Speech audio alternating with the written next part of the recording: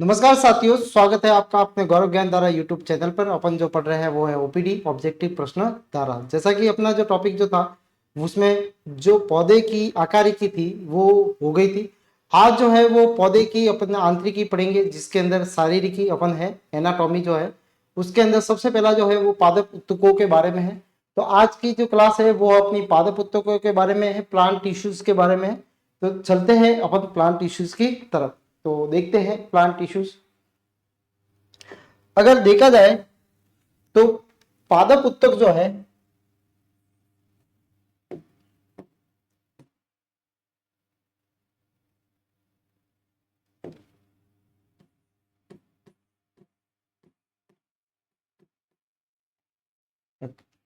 ठीक है, तो उत्तक जो शब्द जो है वो किसने दिया था? ग्रीव ने दिया था। ग्रीव ने दिया। ठीक है, शब्द जो कितने दिया? उत्तक। अच्छा, उत्तक क्या होता है? कोशिकाओं का समूह होता है, का समूह। कोशिकाओं का क्या होता है? समूह होता है। ठीक है, और कोशिकाओं का समूह जिनकी संरचना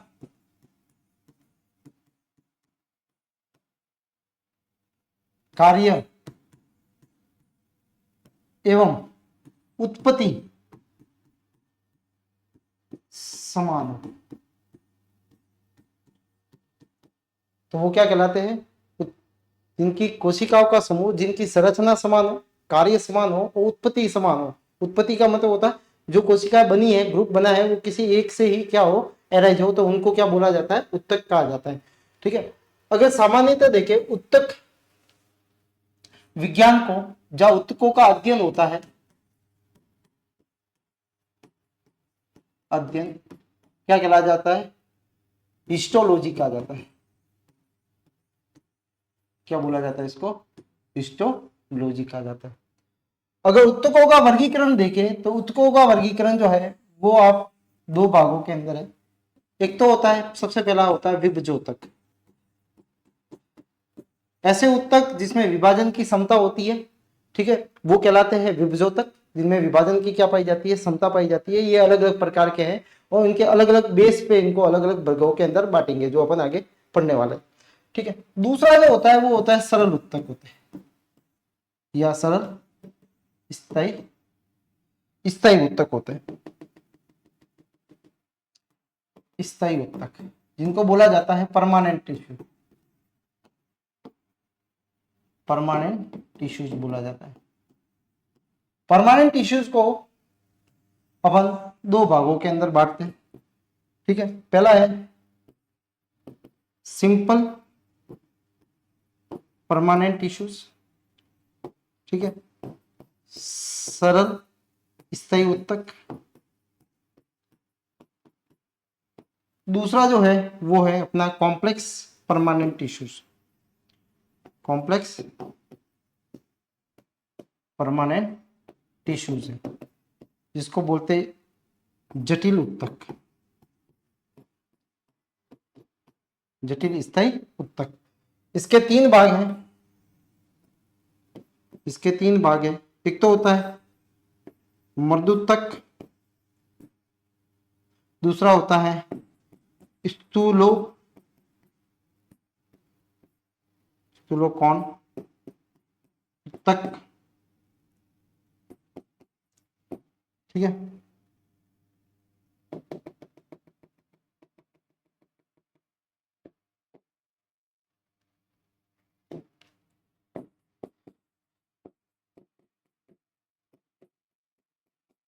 स्थूलोकोणोत्तक। और तीसरा जो होता है वो होता है अपने दर्दोत्तक।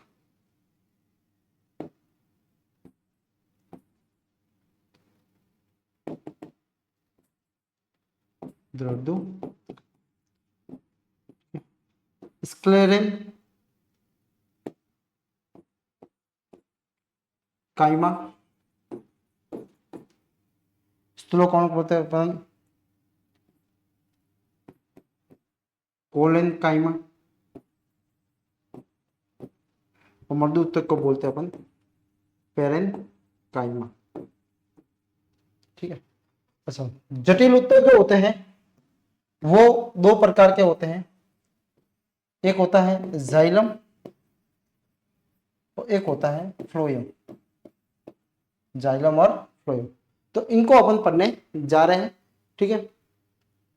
जो उत्तक शब्द जो है वो ग्रीव ने दिया, कोशिकाओं का समूह जिनकी संरचना, कार्य और उत्पत्ति समान हो। ठीक है। कोशिका उत्तकों के अध्ययन को हिस्टोलॉजी कहा जाता है। पादप उत्तक जो है वो विभजोतक, दो भागों के अंदर है, विभजोतक है और स्थायी उत्तक है। ठीक है। स्थायी उत्तक जो है वो दो प्रकार के हैं, सिंपल परमानेंट टिश्यू सरल स्थायी उत्तक है और जटिल स्थायी उत्तक होते हैं। सरल जो है वो मृदु उत्तक है, स्थूलोकोण उत्तक है और दर्द उत्तक है। ठीक है। और कॉम्प्लेक्स के अंदर देखेंगे तो जाइलम और फ्लोएम हो। तो ये जो है वो उत्तक होते हैं।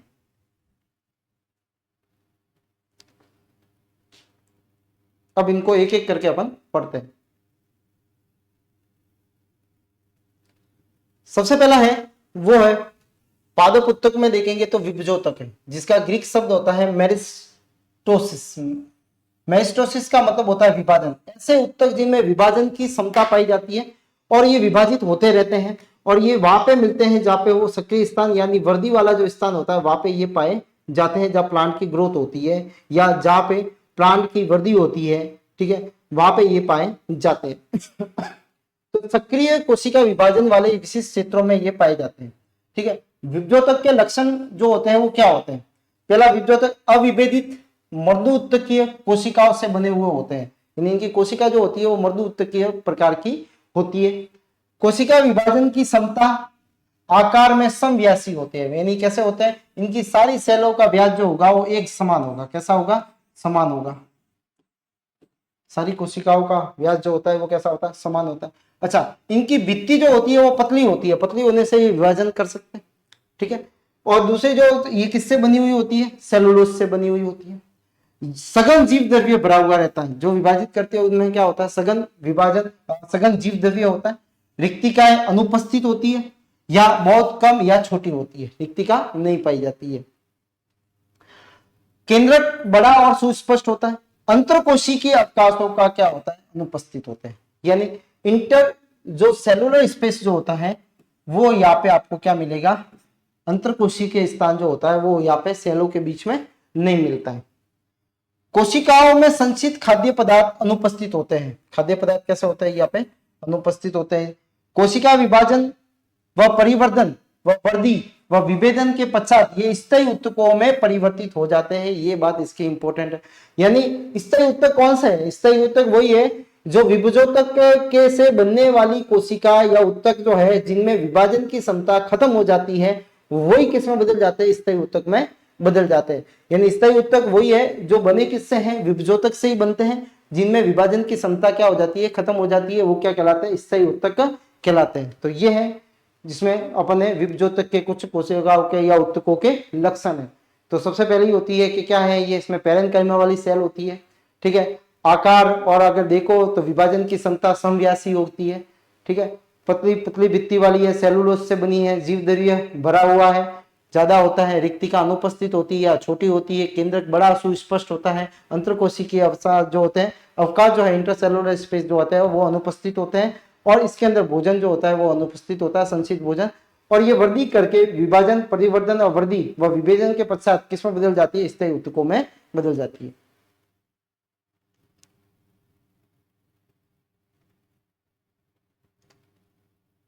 अब इनके वर्गीकरण, वर्गीकरण अगर देखने जाए तो इस विभजोतकों के उत्तकों का वर्गीकरण जो है वो पहला है उद्गम और विकास के आधार पे।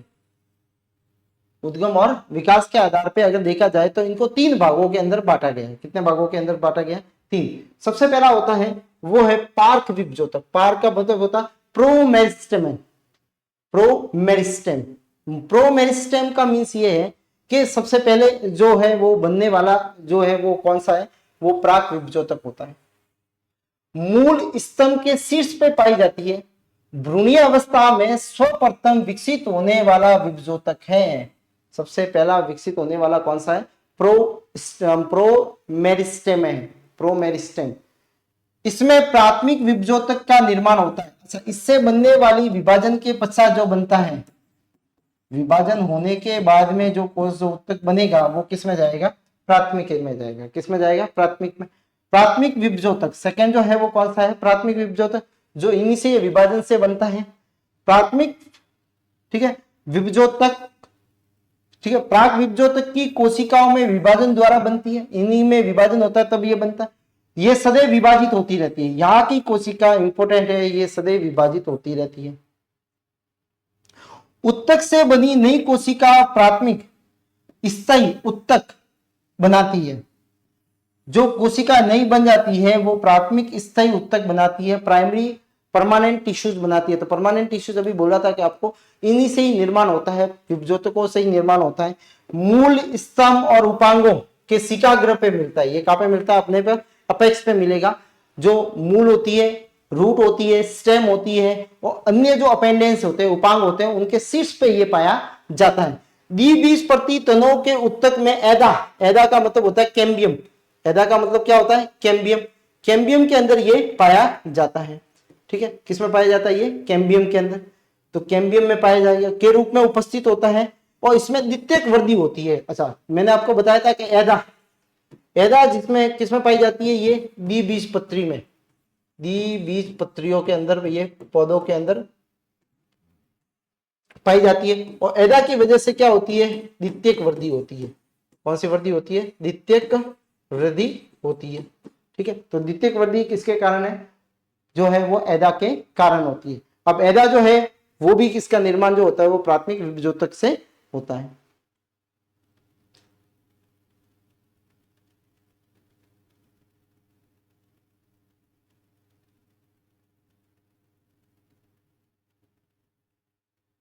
नेक्स्ट है थर्ड वाला है, उसको बोला जाएगा द्वितीयक विभजोतक।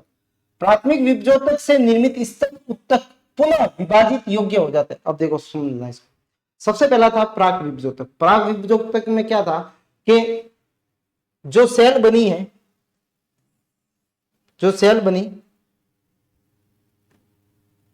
जैसे ये है प्राक विभजोतक है,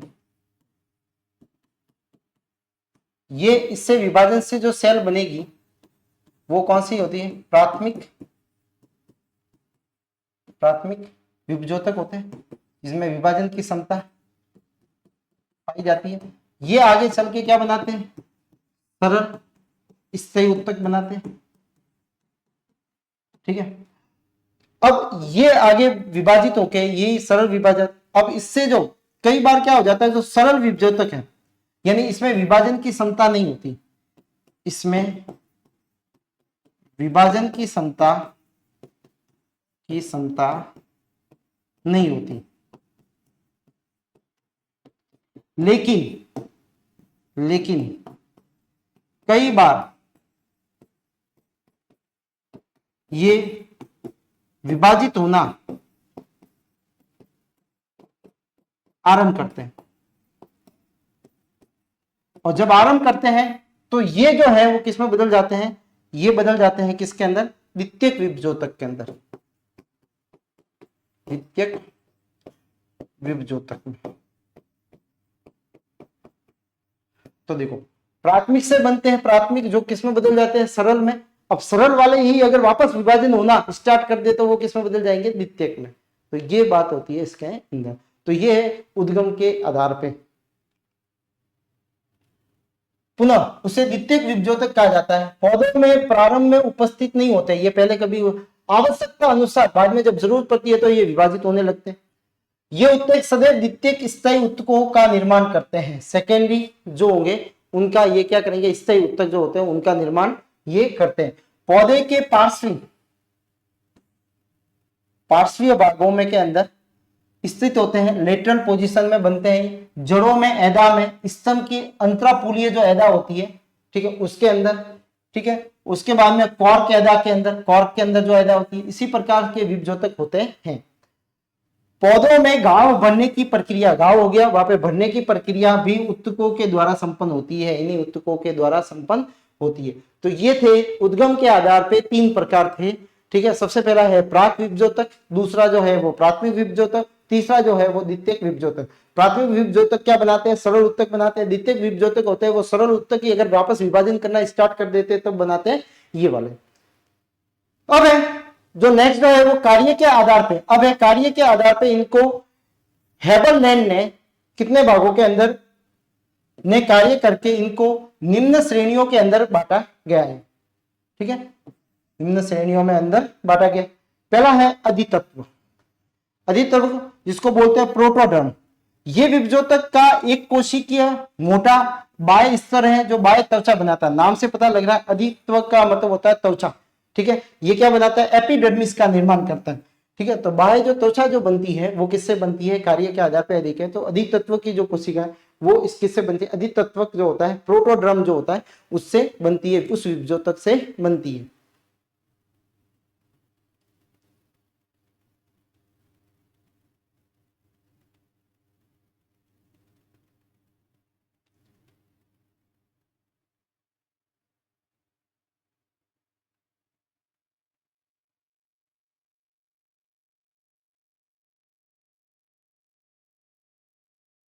दूसरा होता है जिसका नाम है भरण उत्तक।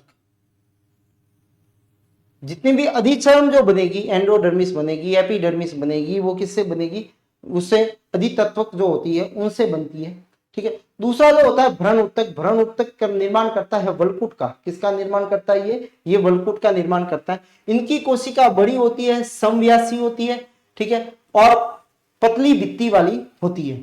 कोशिकाओं में विभाजन के फलस्वरूप अधत्वचा जिसको हाइपोडर्मिस, वलकुट, कॉर्टेक्स, अंतत्वचा जो अंदर होती है एंडोडर्मिस, और परिरम, पेरिसाइकिल, मज्जा किरण और मज्जा का निर्माण किससे होता है, भ्रण विभजोतक से होता है। और बाहरी परत जो बनती है वो किससे बनती है, अधितत्व का से बनती है।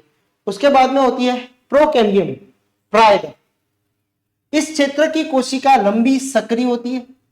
उत्तकों की कोशिकाएं अतः प्राकैदा अधितत्व या भ्रण विभजोतक के बीच में उपस्थित होती है। ये कहां पे, प्राकैदा। ठीक है, अधितत्व जो होते हैं और भ्रण उत्तक इन दोनों के मध्य में पाई जाती है। प्राकैदा में प्राथमिक संवहनपुलों के उत्तकों का निर्माण करती है। ये किसका निर्माण करती है, संवहनपुल। तो संवहनपुल कौन कौन से, जाइलम और फ्लोएम। तो देखो बाहरी चरम का निर्माण किसने किया, बाहरी चरम का निर्माण जो है वो अधितत्व ने वाले किया।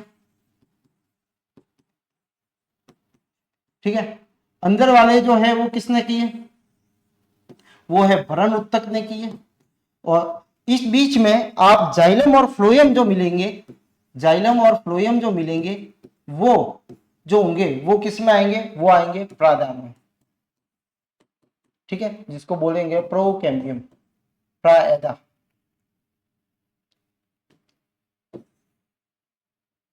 इसको बोलेंगे अपन प्रायदा। ठीक है, प्रोकैम्बियम से बनते हैं।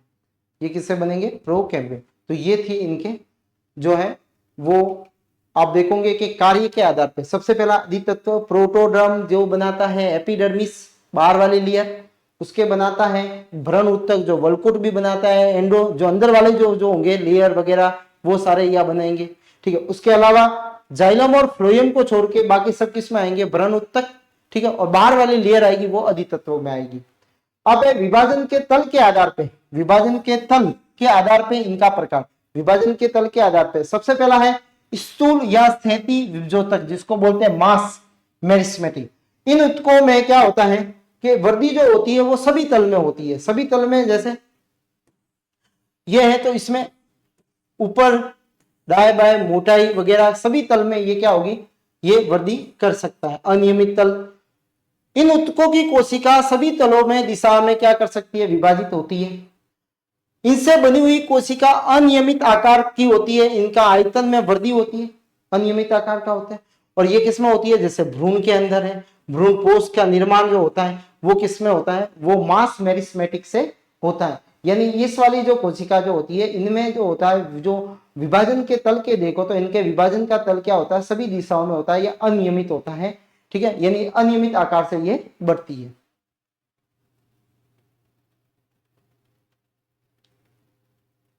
दूसरा जो है वो है प्लेट मेरिस्मेटिक, पट्टिका। इन कोशिकाओं में परिणत व अपनत, ठीक है, पेरिक्लाइन व एंटीक्लाइन। ठीक है, अब पेरिक्लाइन में एंटीक्लाइन क्या है, इसका मतलब है जैसे ये सेल है तो इसके अंदर जैसे ये विभाजन हुआ इस तरह से, ठीक है, तो अब दो बनी, इस तरह से और हुआ तो ये बनी इस तरह से, तो ये होता है पेरिन। ठीक है, और अपनत का मतलब क्या हुआ, सॉरी ये पेरिनत था, और अपनत जो है वो यहाँ, इसमें क्या होता है ऐसे विभाजन होता है। ठीक है, तो ये होता है अपनत। विभाजन से पट्टिका जैसी संरचनाओं का निर्माण होता है। ये विभजोतक एक पंक्ति या बाह्य त्वचा या पर्णक में बहुपंक्ति फलक के रूप में ये मिलता है। ठीक है, तो ये जो होता है वो किसमें, एक ही तल में वृद्धि करेगा, या तो यू करेगा या नीचे की तरफ करेगा। ठीक है, तो एक तल में ये वृद्धि करते हैं। दूसरा होता है पट्टी या सिरा या रिब विभजोतक, जिसको बोलेंगे रिब विभजोतक। ये पत्तियों के अंदर होता है, तो पत्तियों के अंदर आप देखोगे तो पत्तियों के अंदर आपको इसकी लंबाई और इसकी मोटाई दोनों में आपकी बढ़ोतरी होगी। ठीक है, तो विभजोतक की कोशिका में अपनत तल में विभाजन होकर पादप के शीर्ष में अनुदैर्ध्य अक्ष पर पट्टिकाओं का निर्माण करते हैं। मूल तनों के वलकुट मज्जा में इसी विभजोतक से बनते हैं। जो तने जो होते हैं उनका वलकुट, कॉर्टेक्स और मज्जा जो होती है वो भी इसी से बनती है। इस प्रकार का विभजोतक केवल लंबाई में वृद्धि होती है। ठीक है, और ये कहां पे मिलता है, मूल तने वलकुट मज्जा किडनी के अंदर ये मिलता है। ये क्या करा, लंबाई में, और वो ऊपर अपमत, और इसमें दोनों तल आ गए। ठीक है, तो दोनों तल में मतलब ऊपर नीचे ये दोनों क्या करेंगे, वृद्धि करते हैं।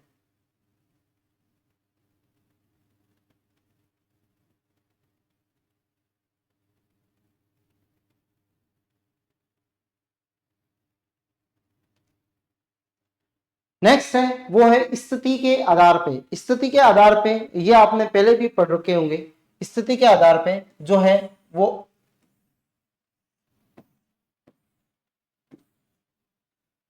सबसे ऊपर जो पाए जाने वाला विभजोतक जो होता है उसको बोला जाता है शीर्ष विभजोतक। क्या बोला जाता है, शीर्ष विभजोतक बोला जाता है।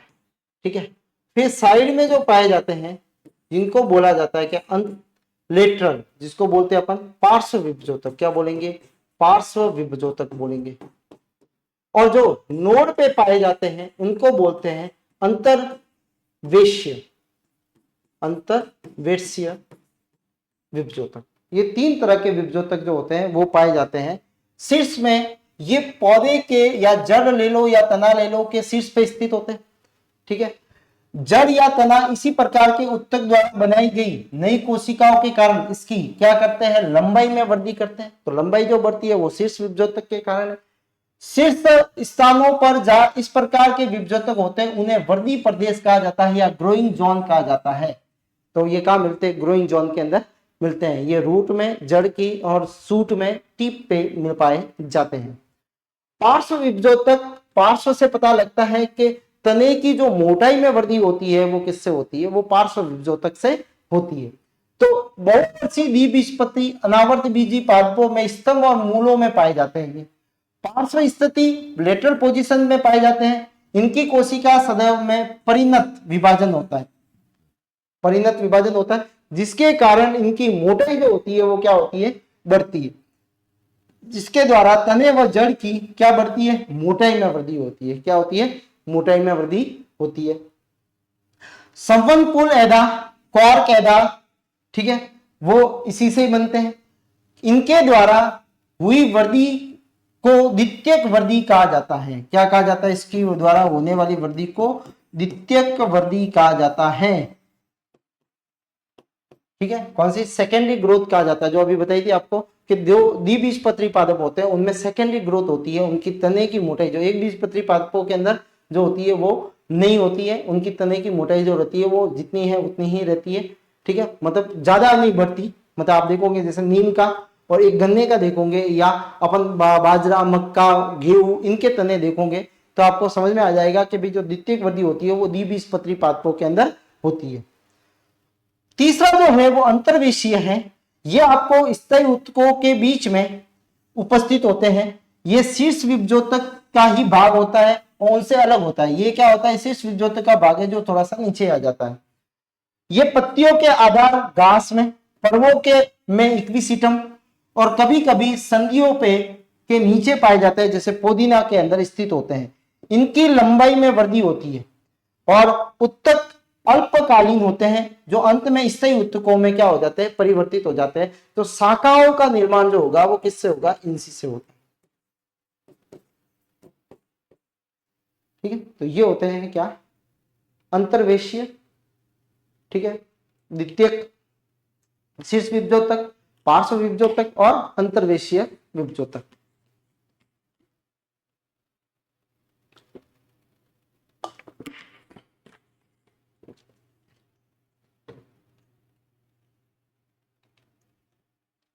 अब शीर्ष विभजोतक जो होते हैं उनमें संगठन और विकास और विभेदन के आधार पर इनको अलग अलग तरह से इनके सिद्धांत दिए गए हैं। ठीक है, पौधों की जड़ों, तनों की शाखाओं या टहनियों के अग्र सिरे पर पाए जाते हैं। अग्र सिरों पे शीर्ष सिरों में वृद्धि बिंदु कहते हैं, जहां पे ये पाए जाते हैं उसको बिंदु को क्या बोला जाएगा, वृद्धि बिंदु कहा जाता है।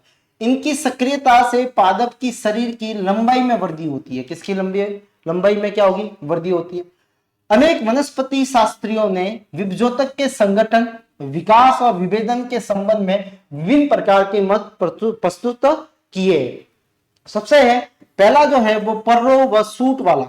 ठीक है, यानी पर्रो का निर्माण जो होगा वो किस प्रकार होता है, उसके लिए जो सिद्धांत दिए वो है, तो पहला है शीर्ष कोशिकाओं का सिद्धांत, जिसको बोलेंगे एपिकल थ्योरी। इस सिद्धांत को वुल्फ ने प्रस्तुत किया था। किसने किया था, वुल्फ ने किया था। और नगेली के मतानुसार शीर्ष पर स्थित एक कोशिकीय संपूर्ण पौधे का निर्माण करती है। मतलब यहाँ की जो कोशिका जो होती है शीर्ष पे जो स्थित होती है वो पूरे पौधे का निर्माण कर सकती है। कोशिका पक्ष दिशा में पीछे वाले की ओर एक तथा 2 या 3 कोशिकाओं को काटती है। मतलब ये क्या करेगी, जब विभाजित करेगी तो क्या करेगी, जो पीछे जो स्थित होती है कोशिका उनको क्या करती है, ये काटती हुई जाती है। इन उत्तकों का निर्माण होता है। ठीक है, इनसे विचारधारा का समर्थन हॉफमिंस्टर ने किया था।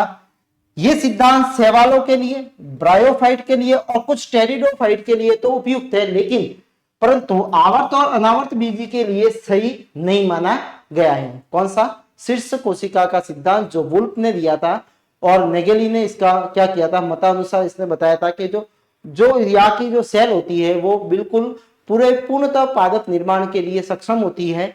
ठीक है, और कोशिकाओं में पक्ष दिशा की ओर क्या होता है, विभाजन होता है, और ये क्या होती है, 2-3 कोशिकाओं को काटती हुई क्या करती है, आगे बढ़ती है। ठीक है, इन उत्तकों का निर्माण इनसे होता है तथा इनकी विचारधारा जो हॉफमिंस्टर ने भी समर्थन किया था, लेकिन ये शैवालों के लिए, ब्रायोफाइट के लिए और टेरिडोफाइट के लिए उपयुक्त है, लेकिन अन्य आवर्त बीजी और अनावर्त बीजी के लिए सही नहीं है।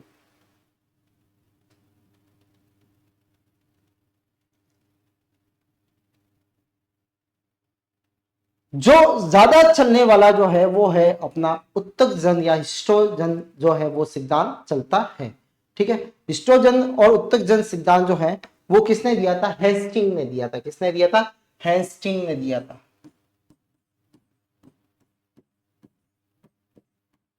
हेस्टिंग ने दिया था। ठीक है, इनकी विचारधारा में तो इन्होंने बताया कि मूल हो या तना हो, उनमें चित्रों में 3 चित्र पाए जाते हैं। कितने चित्र पाए जाते हैं, 3 चित्र पाए जाते हैं। सबसे बाहर वाला होता है उसको बोलते हैं अपन त्वचाजन। ठीक है, दूसरा जो होता है वो होता है वल्कुटजन, और तीसरा जो होता है वो होता है रंभजन। कौन सा होता है, रंभजन होता है। ठीक है, तो अगर आप देखोगे तो सबसे बाहर जो होता है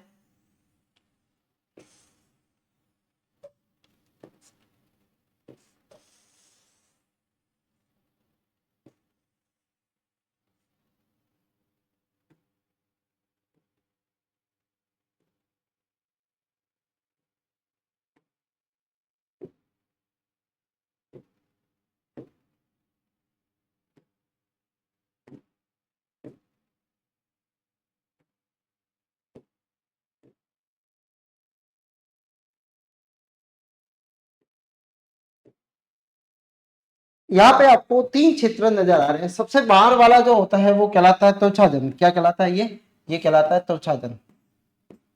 त्वचाजन, ठीक है, जो एपिडर्मिस बनाए। दूसरा जो होता है ये वाला पिंक वाला, जो इसको बोलते हैं अपन वल्कुटजन। वल्कुट जन। और लास्ट वाला जो होता है वो होता है रंभजन, रंभजन। ठीक है। अच्छा, यहाँ पे ये जो है वो तने और मूल में है।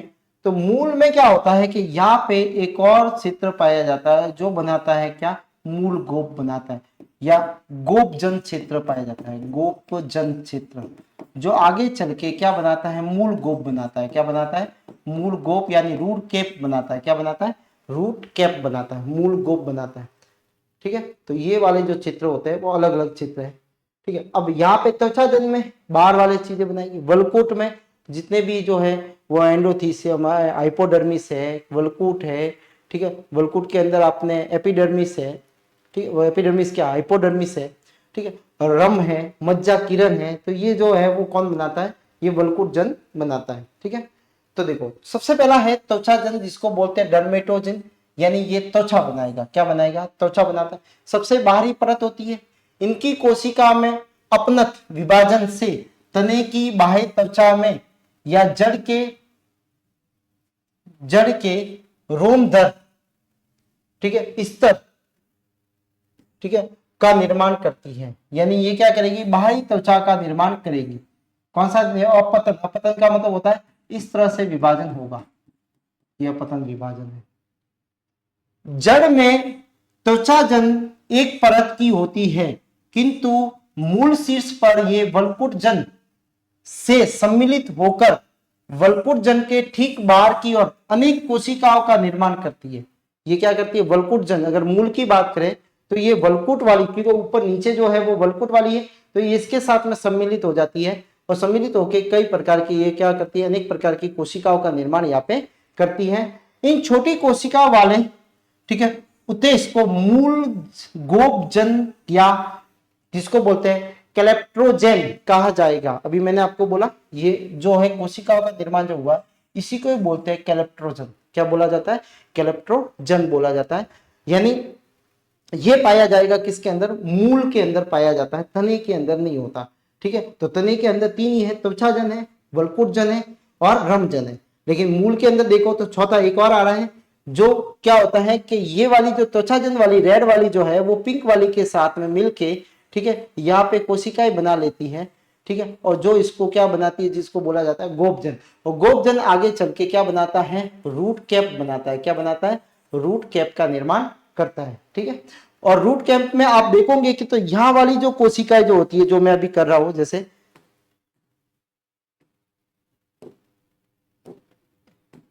थोड़ा सा ग्रीन ले लेता हूं, यह वाली जो कोशिका है ग्रीन वाली, तो ग्रीन वाली जो होती है इसको शांत क्षेत्र कहा जाता है। यहाँ पे जो शांत क्षेत्र जो है उनके अंदर की जो कोशिकाएं जो होती है उनके अंदर डीएनए है, आरएनएज है। ठीक है। ये सारे जो है उनका संश्लेषण जो होता है वो कम होता है। इसको क्यूसेंट स्टेज भी कहा जाता है या क्वेश्चन पॉइंट भी कहा जाता है। ठीक है। या में विभाजन की क्षमता इनमें नहीं होती है, कम होती है। ठीक है। और ये प्याले नुमा संरचना बनाती है। और ये किस में मिलती है, मक्के के अंदर एक बीजपत्री जो पादप है उसके अंदर ये पाई जाती है। ठीक है। इसको बोला जाता है शांत क्षेत्र। ये पुनः विभाजित द्वारा ये विभजोतक तक होती है और मूल गोप तक क्या बनाती है, मूल गोप या रूट कैप ये बनाती है। दूसरा जो होता है वो होता है वलकुट जन, जिसको बोलते हैं पेरीबेलम। ठीक है। यूनानी जो है वो है कपड़ा। ठीक का ये स्तर ठीक त्वचाजन के नीचे होता है। जो त्वचाजन को आपको पिंक कलर का दिख रहा है वो वाला क्षेत्र है।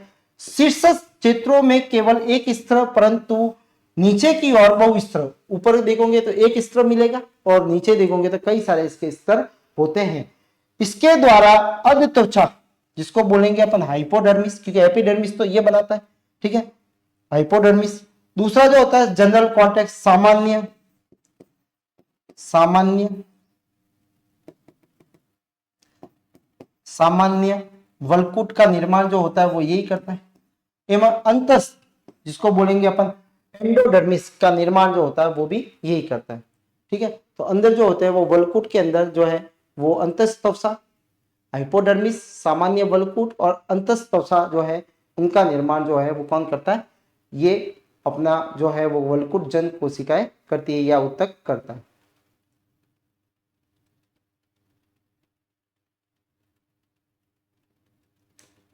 ये है आपका कुछ डायग्राम है, देखो ये है सबसे बाहर वाला त्वचा जन, उसके बाद वाला है वलकुट जन, और ये है आपका कौन सा है, ये है आपका विभोजक है। ठीक है, तो और इधर जो होता है बीच में जो है वो आपका कौन सा है, रंभजन है, रंभजन।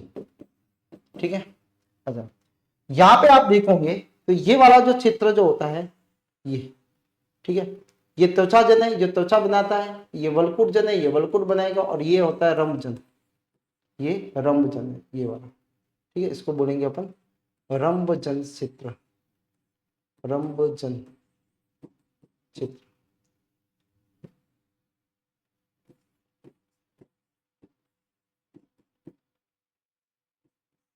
क्या होता है, रंभजन क्षेत्र होता है। ठीक है, अच्छा मूल गोप की बात करें तो यह गोपजन क्षेत्र है, जो बनाता है क्या, मूल गोप, क्या बनाता है, मूल गोप। इस क्षेत्र की कोशिका जो होती है उसको बोला जाता है क्या, शांत क्षेत्र, क्या बोला जाता है इसको, शांत क्षेत्र कहा जाता है। ठीक है,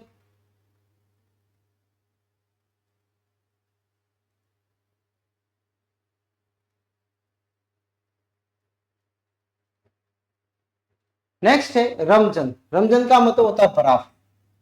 ये वलकुट के अंदर शीर्ष के मध्य, वलकुट के तो अंदर है और शीर्ष के मध्य स्थित होता है रम, जिसको स्टेल बोला जाता है। प्राथमिक संवहन ऊतक जो होते हैं यानी जाइलम और फ्लोएम, जाइलम और फ्लोएम, इनका निर्माण जो होता है वो यही करता है।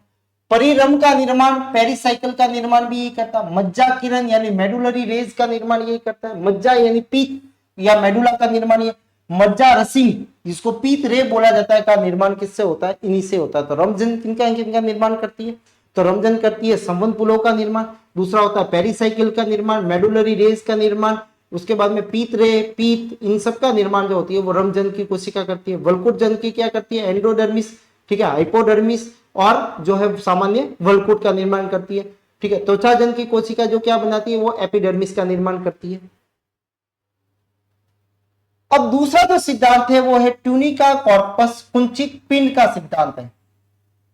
ठीक है, जो किसने, स्पिड। ये विचारधारा के अनुसार पर्रों के शीर्ष भाग में उत्तकों में ट्यूनिका और कॉर्पस होता है। क्या होते हैं, ट्यूनिका और कॉर्पस दो रीजन होते हैं। सबसे पहला होता है ट्यूनिका, ये पर्रों के शीर्ष पे एक या अधिक परतों पे बाह्य आवरण होता है। ठीक है, इनकी कोशिका छोटी और इनका विभाजन अपनत होता है, होने के कारण ये पृष्ठीय विस्तार करते हैं या क्षेत्रफल बढ़ता है। ठीक है, तो आप देख रहे होंगे तो ये टूनिका है, ये देखो जिससे कई सारी लेयर बन रही है, ये टूनिका इस तरह से, क्योंकि इसमें डिवीजन जो होगा वो इस तरह से होता है। तो इस तरह से होगा तो ये इस तरह से बढ़ेगा और यहाँ से ये ऐसे बढ़ेगा। कॉर्पस जो होता है वो नीचे की तरफ होता है, ये कॉर्पस वाला है। इनमें बाहरी परत अधिचरण, भीतरी परत विभाजन की दिशा में वृद्धि कर पण आदिकों या वलकुट का निर्माण करती है, पण आदिकों का निर्माण करती है। पण आदिकों का निर्माण का मतलब ये रहा, ये पण आदक है, ये जो है ना ये पण आदक, इसको बोलेंगे अपन पण आदक। जैसे यहाँ पे भी आप देखोगे तो ये है पण आदक, ये थोड़ा थोड़ा बढ़ रहा है, ये पण आदक की तरह निर्माण चलता है, जिससे ये पण आदक बाहर निकलते हैं। ठीक है, और पण आदक ही बनाते हैं क्या, ये बाह्य दल पत्र। जैसे पुष्प है तो पुष्प बन रहा है तो बाह्य दल पत्र का निर्माण पद आदक से होगा, और या बीच वाले चित्र से जो है वो होगा किसका निर्माण, अपने यहाँ पे जो पुष्प में पुंकेसर और स्त्री केसर का निर्माण इनसे होगा, बीच वाले से। ठीक है, और साइड वाले से जो पण आदक बन रहे हैं इनसे निर्माण जो होता है वो किसका होता है, बाह्य दल और दल का होता है। दूसरा है कॉर्पस। ट्यूनिका स्तर के द्वारा ढका हुआ केंद्रीय कोशिकाओं का समूह होता है जो नीचे की तरफ, जिसको कॉर्पस कहा जाता है। ये कोशिका आकार में बड़ी, सभी दिशाओं में विभाजित कर पर्रों के शीर्ष के आयतन व संहति में क्या करता है, वृद्धि करता है। ठीक है, तो ये तो वो तो स्तरों में मतलब दाएं और बाएं में वृद्धि करता है, जिससे उसके स्तर बढ़ते हैं। ठीक है, और ये करता है सभी दिशाओं में, इसलिए क्या होगा, इसमें वृद्धि जो होती है वो इसके कारण होती है, जिसको बोलते हैं अपन कॉर्पस। तो ये टूनिका कॉर्पस सिद्धांत था, जो किसमें दिया था, सिमिड ने दिया था। नेक्स्ट है मूल शीर्ष। मूल का प्रवर्धन प्रदेश जिसको बोलते हैं रूट अपेक्स या ग्रोइंग रूट। मूल शीर्ष के वर्धन क्षेत्र को समझने के लिए इसके लंबवत काट का अध्ययन किया गया। इसको उत्तकजनवाद व कॉपरजनवाद की सहायता से समझा जा सकता है। कॉपर कैप सिद्धांत जिसको क्या बोलेंगे, कॉपर कैप सिद्धांत, ये स्विल और ने प्रतिपादित किया था, स्वेप ने प्रतिपादित किया था, जिसको टूनिका, ये टूनिका के कॉर्पस के सिद्धांत के समान ही है। इसमें है कॉर्पर जो मूल के शीर्ष की परिधि क्षेत्र में कई कोशिकाओं की परत पर प्रथम विभाजन से अनुप्रस्थ होता है। प्रथम विभाजन जो होगा, जैसे ये सेल है, वो कैसा होगा, अनुप्रस्थ होगा ऐसे, ठीक है। लेकिन इससे बनने वाली जो पुत्री कोशिका है उसके अंदर जब जो होगा वो कैसा होगा, अनुदैर्ध्य होगा। कैसा होगा, अनुदैर्ध्य होगा, ठीक है। जिससे क्या हो जाता है, उल्टे टी की संरचना आती है। कैसा बन जाता है, टी बन जाएगा उल्टा। जैसे ये जो है, अब आपको लगेगा ये और बढ़ेगा ऐसे, ये बढ़ेगा ऐसे, तो आपको ये कैसा लग रहा है, उल्टा टी के समान इसका स्ट्रक्चर आ जाता है।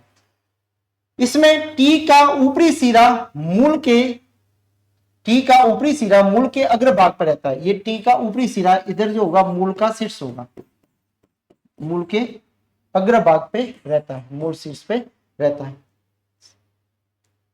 अग्रभाग से विपरीत दिशा में होता है। उल्टे टी वाले क्षेत्र को कॉपर टोपी कहते हैं और ये पर्रों के शीर्ष में टूनिका के समकक्ष होता है। जैसे पर्रों की बात करेंगे तो ये टूनिका के समकक्ष होगा, लेकिन यहाँ पे बात करेंगे तो ये किसमें होगा, ये जो है वो कॉपर के समान होगा, ये कॉपर के समान होता है।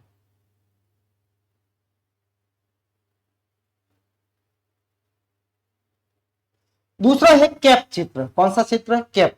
मूल शीर्ष के केंद्रीय कोशिकाओं का समूह कैप कहलाता है, जो स्तंभ के शीर्ष में कॉर्पस के समान है।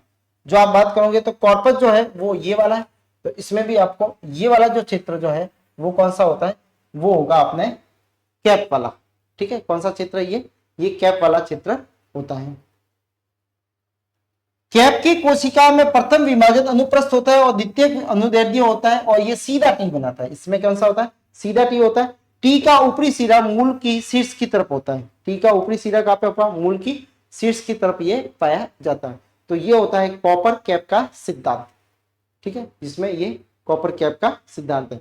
अच्छा, ये होता है शांत क्षेत्र। शांत क्षेत्र, यहाँ की कोशिका, इसकी बात करें तो ये किसमें खोजा गया था, मक्के में, ठीक है, मक्का में देखा गया था। यहाँ की कोशिकाओं में, यहाँ की कोशिकाओं में आरएनए, ठीक है, डीएनए का संश्लेषण क्या होता है, जीव द्रव्य कम होता है, ठीक है। दूसरा, विभाजन की क्षमता भी कम होती है, क्षमता कम होती है। और ये क्या करते हैं, इसको शांत क्षेत्र कहा जाता है। कौन सा क्षेत्र कहा जाता है, इसको शांत क्षेत्र कहा जाता है। इसको क्यूसेंट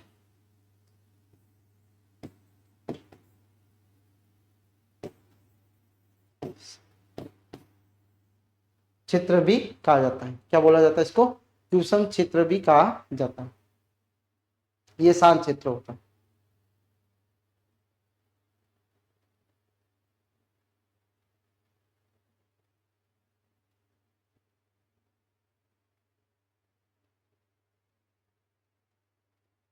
अब है स्थायी उत्तक। देखो, अब तो थे वो विभजोतक अपन ने पढ़े, ठीक है, विभाजन के तल के आधार पे, उद्गम के आधार पे, ठीक है, स्थिति के आधार पे, ठीक है। फिर अपन ने कुछ सिद्धांत भी पढ़े, ठीक है, जिसमें कॉपर कैप का सिद्धांत है, टूनिका कॉर्पस का सिद्धांत है, उत्तक जन या एस्ट्रोजन का सिद्धांत है और मूल शीर्ष का सिद्धांत होता है, ठीक है। तो अब पढ़ रहे हैं अपन दूसरा जो प्रकार है वो है स्थायी उत्तक। स्थायी उत्तक विभजोतक से बनने वाली ही कोशिका जो होती है उनसे ही क्या बनता है, जो होते हैं वो स्थायी उत्तक बनते हैं। ठीक है, जो आपको बताए थे, जो प्राथमिक विभजोतक होता है उनकी कोशिका में विभाजन होगा तो सरल स्थायी उत्तक का बनते हैं। ठीक है, विभजोतक कि में विभाजन से कोशिकाएं बनती है, ये वृद्धि और विभेदन के पश्चात प्राथमिक स्थायी उत्तक बनाती है। इनमें विभाजन की क्षमता नष्ट हो जाती है, ये याद रखना है, इसमें विभाजन की क्षमता नहीं होती। इन उत्तकों की कोशिका पतली मोटी भित्ति वाली और मृत या जीवित होती है। प्राथमिक विभजोतक में प्राथमिक स्थायी उत्तक एवं द्वितीयक विभजोतक में द्वितीय विभजोतक से क्या बनती है, द्वितीयक स्थायी उत्तक का निर्माण होता है। तो सबसे पहला है स्थायी उत्तकों के 3 प्रकार होते हैं। ठीक है, एक तो होता है साधारण, एक होता है जटिल और एक होता है विशिष्ट। कौन सा होता है, स्पेशल टाइप, जो अपन पढ़ेंगे जिसमें लेटेक्स और सीर और ये निकलते हैं। साधारण उत्तक जो है वो सरल सिंपल है। इन उत्तकों की सरल रचना एक ही प्रकार की कोशिकाओं से होती है, इसलिए इनको सिंपल टिश्यूज कहा जाता है। क्या कहा जाता है इनको, सिंपल टिश्यूज, क्योंकि इनकी कोशिका की संरचना जो है एक ही प्रकार से होती है। ये समान होती है, मतलब होमोजीनियस है, यानी ये दिखने में सभी कोशिका एक जैसी दिखती है। ठीक है, उत्तकों के 3 प्रकार है, इसमें मृदु उत्तक है, स्थूलोकोण उत्तक है और दर्दो उत्तक है। 3 प्रकार जो है वो इसके हैं। तो सरल उत्तक का निर्माण प्राथमिक जो मृदु विभजोतक होते हैं उनकी कोशिकाओं में विभाजन से होता है। इनमें विभाजन की क्षमता नहीं होती है। ठीक है, और इनको 3 भागों के अंदर बांटा गया है, साधारण है, जटिल है और विशिष्ट है। ठीक है, साधारण को 3 भागों में वापस बांटा गया है, जिसमें मृदु उत्तक है, स्थूलकोण उत्तक है और दर्दो उत्तक है।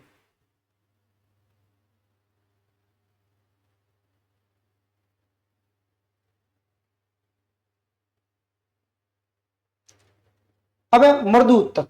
मृदु उत्तक पेरेन्काइमा, जिसको कहा जाता है पेरेन्काइमा, ये हमेशा सॉफ्ट वाले भागों के अंदर ये पाया जाएगा, जहाँ जहाँ पत्तियां जगह जो फलों के अंदर है, पत्तियों के अंदर है, जहाँ पे ये सॉफ्ट भाग होते हैं वहां पे ये उत्तक का पाया जाता है। ठीक है, तो मृदु उत्तक अन्य सभी उत्तकों में पूवर्ती होता है। सबसे पहला उत्तक होता है जो जीवित वर्ती दृष्टि से प्राचीन उत्तक माना जाता है। कोशिका जीवित होती है, पतली भित्ति युक्त होती है, स्पष्ट केंद्र युक्त होती है। कोशिका भित्ति सेलुलोज से बनी होती है, हेमिसेलुलोज से और पेक्टिन पदार्थ से बनी होती है। तीनों से, सेलुलोज भी पाया जाता है, हेमिसेलुलोज भी पाया जाता है, पेक्टिन भी पाया जाता है। कोशिकाएं आकृति में गोल होती है, अंडाकार होती है, बहुभुजी या समव्यासी होती है, एक ही व्यास की होती है। कोशिकाओं के बीच में अंतरकोशिकीय स्थान पाए जाते हैं, अंतरकोशिकीय स्थान पाए जाएंगे, स्थान पाए जाते हैं। कैसे, जैसे ये कोशिका है, ये कोशिका है, ये कोशिका है, ये कोशिका, इनके बीच में जो स्थान है वो कौन सा है, अंतरकोशिकीय स्थान होता है।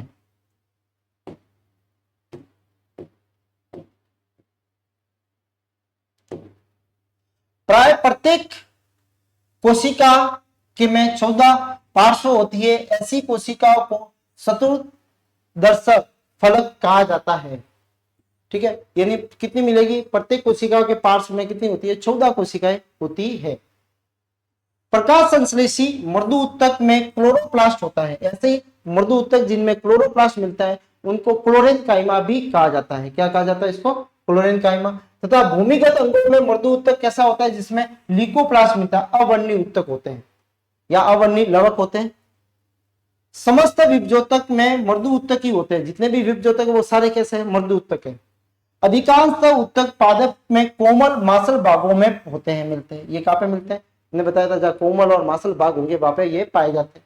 पौधे की सबसे सरल एवं बहुत पाए जाने वाले उत्तक है, इनको मूल उत्तक भी कहा जाता है, यानी फंडामेंटल उत्तक है, यानी सबसे ज्यादा मिलने वाले ये उत्तक होते हैं।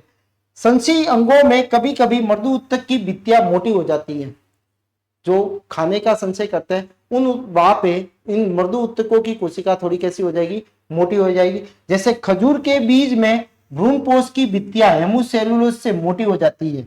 ठीक है, और द्वितीयक जाइलम में मृदु उत्तक की कोशिकाओं में लिग्निन का जमा हो जाता है। किसका जमा हो जाता है, लिग्निन के कारण। और खजूर में देखेंगे तो भ्रूणपोष की जो कोशिकाएं जो होती है उसमें किसका, हेमिसेलुलोज के कारण वो कैसी हो जाती है, मोटी हो जाती है। नहीं तो उससे कैसी होती है, ये पतली होती है, लेकिन कुछ में ये कैसी होती है, मोटी पाई जाती है।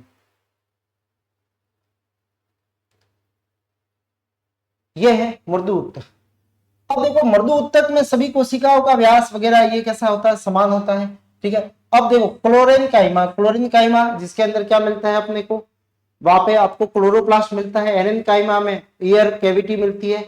प्रोरेनकाइमा, ठीक है। इसी तरह से एपिडर्मल काइमा जो आपको एपिडर्मल में मिलेगा। जाइलम पेरेनकाइमा जाइलम के अंदर, और मीजोफिल के अंदर जो पत्तियों के अंदर जहाँ पे मिलती है उनको बोलते हैं मीरोजोन काइमा। तो ये प्रोरेनकाइमा में अलग अलग आकार के होते हैं, लेकिन इसमें आकार भी क्या होता है, अलग अलग होता है। कोई तारक जैसी भी होती है, कोई खम्भ के स्पंजी जैसी भी होती है, कोई कॉलमनर जैसी भी होती है। तो इनके अलग अलग प्रकार होते हैं।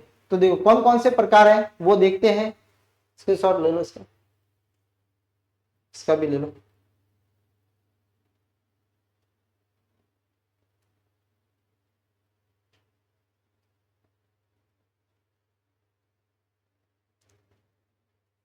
अब देखो मर्दु उत्तकी कोशिका के अन्य लक्षण क्या है। सबसे पहला हरित उत्तक, जिसको बोलेंगे क्लोरीन काइमा। मर्दु उत्तकी कोशिका में अगर हरित लवक मिलता है तो वो कहलाती है क्लोरीन काइमा। मुख्य कार्य इसका क्या है, प्रकाश संश्लेषण का, सीधी सी बात है। पत्तियों के अंदर और पौधों के अंदर अन्य हरे भाग जो होते हैं उसमें ये पाई जाती है। वायु तक एरेनकाइमा, इसमें अंतरकोशी के अवकाश बड़े होकर वायु कोष्ठ बना देते हैं, एयर कैविटी बनाते हैं। इसमें वायु भरी हुई रहती है।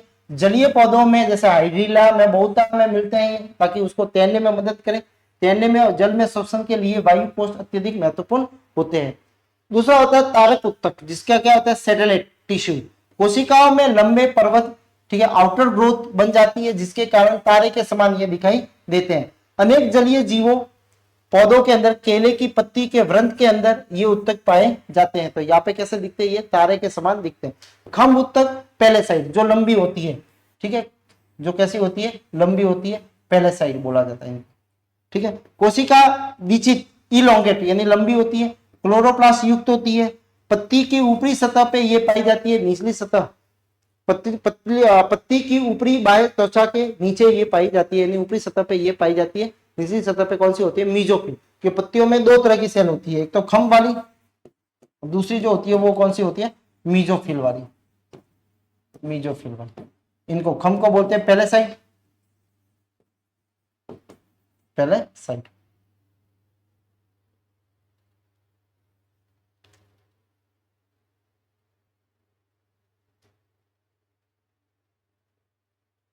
नेक्स्ट है स्पंजी।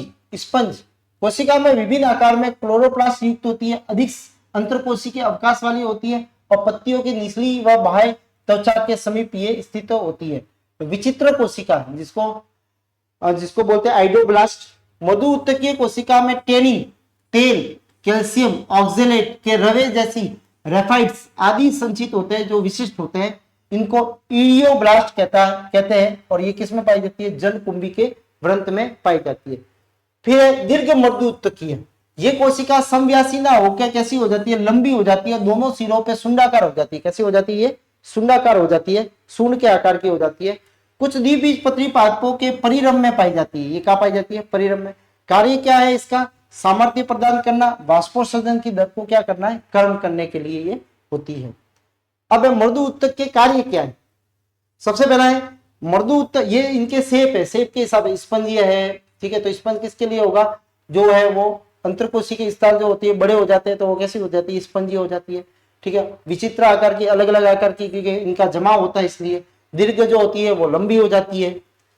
अब मृदु उत्तकीय के कार्य, कोशिकाओं में सक्रिय जीवद्रव्य होने पे श्वसन, प्रकाश संश्लेषण, संचय, श्रवण, उत्सर्जन का कार्य करती है ये, ठीक है। विभजोतक के गुण से जख्मों को भरने में, जैसे बताया तो वापस वो विभाजन करना स्टार्ट कर लेती है। पुनरुद्भवन में, कलमों को जोड़ने में, अपस्थानिक मूलों के विकास में इनका कार्य होता है।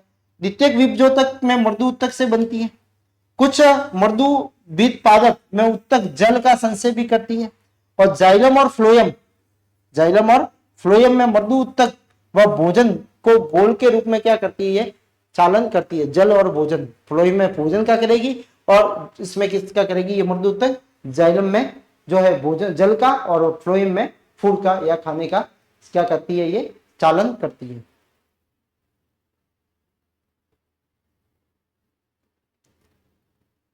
नेक्स्ट है स्थूल कोण उत्तक।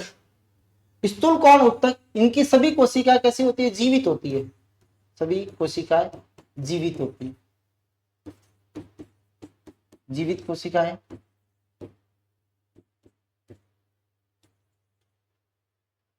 कभी कभी इनमें हरित लवक भी पाया जाता है। स्थूल कौन उत्तक, आप देखोगे कि यहाँ पे किनारे जो है कौन कौन जहाँ पे बन रहे हैं, क्योंकि ये बहुभुजाकार भी होती है, तो यहाँ पे देखोगे बहुभुजाकार है, तो यहाँ पे कोनों पे पदार्थों का क्या हो जाता है, जो जमा होने के कारण कौन जो होते हैं वो वहां पे कोनों पे जमा होता है, इसलिए इसको बोला जाता है स्थूल कौन उत्तक। प्राय इनके बीच में अंतरकोशिकीय स्थल नहीं पाए जाएंगे, आप देखोगे इसके अंदर बीच में कई अंतरकोशिकीय स्थल नहीं है। ये बहुभुजीय अथवा गोलाकार होती है, इनकी लंबाई अधिक होती है और सिरे पे गोल या नुकीली होती है। कैसी होती है? नुकीली। इनकी कोशिका भित्ति अनियमित रूप से स्थूल होता है, स्थूल थिकनेस बढ़ जाती है। स्थूलन विशेष प्रकार के कोणों पे होता है, कोणों पे अधिक है, स्थूलन तो होता है लेकिन कोणों पे आपको क्या मिलता है? अधिक मिलता है।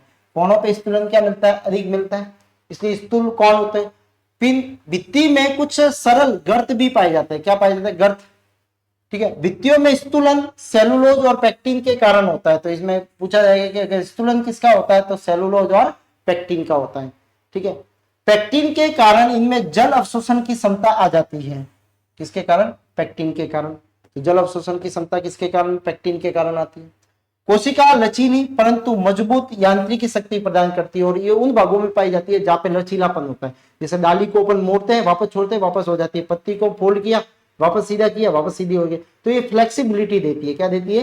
फ्लेक्सिबिलिटी देती है। ये उत्तक में द्विबीजपत्री पौधों में पार्श्विक यांत्रिक उत्तक होते हैं। सामान्यतः स्थूलोकौन उत्तक एक बीजपत्री पादपों में नहीं पाए जाते हैं। इसमें एक बीजपत्री पादपों के अंदर ये नहीं पाए जाते। ये होते हैं स्थूलोकौन उत्तक। ये एंगुलर कोलेनकाइमा है। ठीक है, उसके बाद में लेंटेड कोलेनकाइमा है। ठीक है, और लेमेला गर्त वाले। अब देखो निक्षेपण के कारण, निक्षेपण मतलब जो पदार्थ के जमाव के कारण सबसे पहला जो है वो कौन सा है? कोणीय है। इनमें निक्षेपण कहाँ पे होता है? कोणों पे होता है। कहाँ पे होता है? कोणों पे। जैसे धतूरा है, टमाटर है, तनु में पाए जाने वाले उत्तकों में होता है। स्तरीय निक्षेपण स्पर्श रेखीय होता है। ठीक है, जैसे आप देखोगे तो ये स्पर्श है। स्पर्श रेखीय भित्तियों पर होता है सूर्यमुखी के तने में। रिक्तिका युक्त इन कोशिकाओं के बीच में अंतर कोशिकीय जो अवकाश पाए जाते हैं, जैसे कुकर बिटा के अंदर। ठीक है, तो ये और ये एंगुलर है, ये कोणीय। ठीक है, तो कोणीय है, लेमेलर है। ठीक है, और लेकुर्नर है। रिक्तिका वाली कौन सी है? तो आपको ये रिक्तिका वाली है, ये रिक्तिका वाली है। ठीक है, ये आपका लेमिनर है। ठीक है, स्तरीय है, और वो कैसा है? कोणीय है। अब एक कार्य, पौधों में तन्य सामर्थ्य टेंसिल स्ट्रेंथ जो होती है वो प्रदान करती है। इन पौधों में कोमल अंगों में दृढ़ता, लचीलापन का गुण ये प्रदान करते हैं। हरित लवक युक्त स्थूलकोण उत्तक प्रकाश संश्लेषण का, जिसमें हरित लवक पाते हैं वो प्रकाश संश्लेषण का कार्य करेंगे। यांत्रिक और जैव दोनों का कार्य करती है, आंतरिक सहारा भी प्रदान करती है और जैविक कार्य भी है इसके। तो ये होते हैं स्थूलोकौण उत्तक।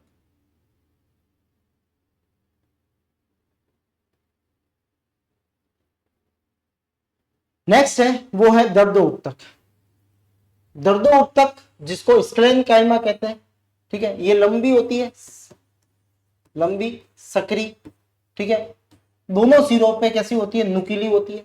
इन कोशिकाओं की भित्ति समान रूप से मोटी एवं लिग्निन युक्त होती है। कैसी होती है? लिग्निन युक्त होती है।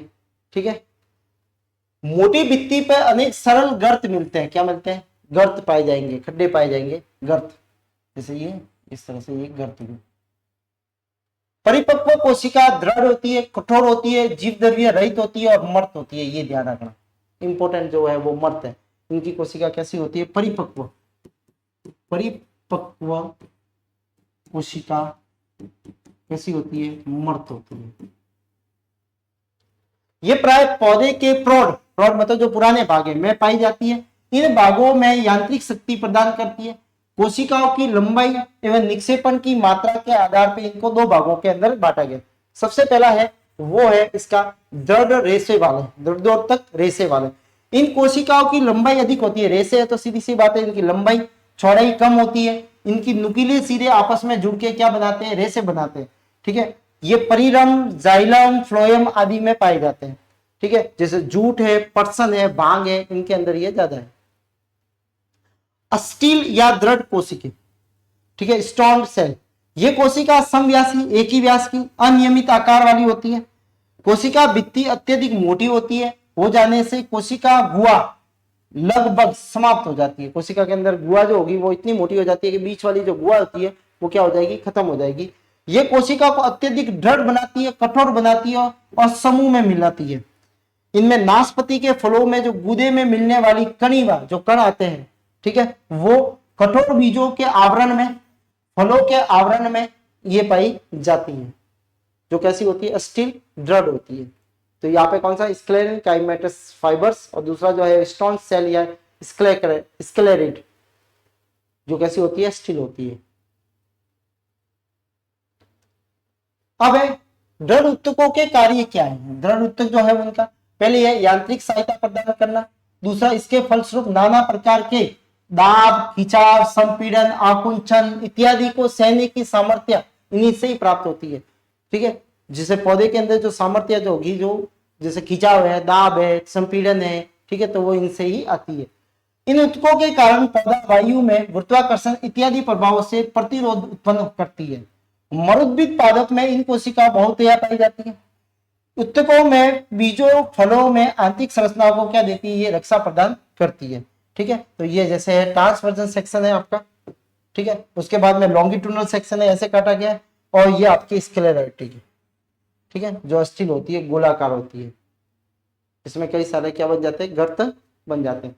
तो ये है अपने जो है वो सरल उत्तक होते हैं। ठीक है, तो अब आज जो है वो अपने विभजोतक के बारे में पढ़ा, उनके जो है वो सिद्धांतों के बारे में पढ़ा, उनके प्रकार के बारे में पढ़ा कि उनके कई प्रकार हैं, जिनके उद्गम के आधार पे, विभाजन तल के आधार पे, ठीक है, स्थिति के आधार पे इनको अलग अलग भागों के अंदर बांटा गया है। फिर इसके अंदर अपन ने दूसरी जो बातें हैं वो अपने पढ़ी, जो है वो सरल उत्तकों के बारे में पढ़ी। सरल उत्तक के अंदर अपन ने जो मृदु उत्तक पढ़े, ठीक है, मृदु उत्तक जिनका अलग अलग शेप होता है, जिसमें हरित उत्तक भी है, खम उत्तक भी है, ठीक है, ताराकार उत्तक भी है। ठीक है, तो अलग अलग उत्तकों के बारे में अपन ने मृदु उत्तकों में पढ़ा। ठीक है, मृदु उत्तक कोमल व मांसल भागों में पाए जाते हैं। उसके बाद में पढ़ा अपन ने स्थूलोकोण उत्तक, जिसमें लिग्निन और ये सेलुलोज और पेक्टिन का जमा हो जाता है। ठीक है, और उसके बाद में क्या होगा कि इसमें कोणों पे ज्यादा जो होता है वो दबाव, निक्षेपण होता है, और निक्षेपण के आधार पे इनको अलग अलग भागों के अंदर बांटा भी गया है। फिर है अपने जो है वो दर्दो उत्तक पढ़ा। ठीक है, दर्दो उत्तक जो होते हैं वो कैसे होते हैं, मर्त होते हैं, बाकी जो है वो कैसे होते हैं, जीवित कोशिका उसके अंदर पाई जाती है। तो आज की क्लास में इतना ही, मिलते हैं अगली क्लास के अंदर, तब तक के लिए धन्यवाद, आपका दिन शुभ हो, धन्यवाद।